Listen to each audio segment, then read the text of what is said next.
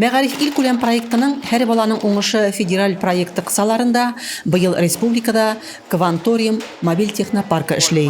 5 октябрьдан Чаллының Кванториум мобиль технопаркы укытучылары шәһәребезнең 7 мәктәбендә бу уңайдан эшчәнлеген башлады.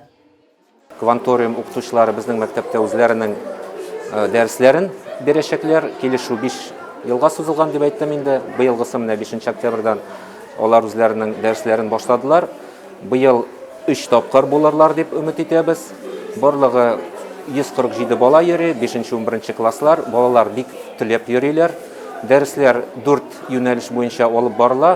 Без инде уйлыйбыз, безнең балалар, безнең укучылар алга таба бу дәресләргә йөреп, үзләрен киләчәктә техник вузларга укырга керерләр дип, инженерлык профессияларын сойларлар дип, бәлкем үзләренең тормышларын фән белән бәйләп китәрләр дип өмет итеп калабыз. Биредә 5-11 класс укучыларын IT өлкәсендә эшләүче белгечләр итүгә әзерлек күзә тотыла. Шул рәвешле Кванториум технопаркы укучылары хай-тек, робототехника, виртуаль чынбарлык, геоинформатика юнәлешләрендә белем бирә. Создание, получается, 3D-моделирование. Шөгыльләрдә лекциялар кызыклы, теориядан шунда ук гамәли эшкә күчәргә мөмкин ди Никита Боровинских. Без Кванториумда проектлар һәм программаларны үтәбез.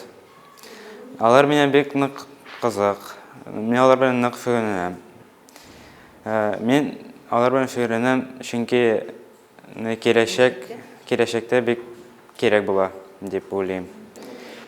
Кванториум технопаркы шөгыльләренең максаты инженерлык һәм фәнни һөнәрләрнең абруен күтәрү, Россиянең глобаль технологик лидерлыгы өчен кадрлар резервын әзерләү. Шулай итеп, әлеге мәктәптән укучыларның киләчәктә инженерлык һәм фәнни һөнәрләргә өстенлек бирүенә өмет ышаныч бар.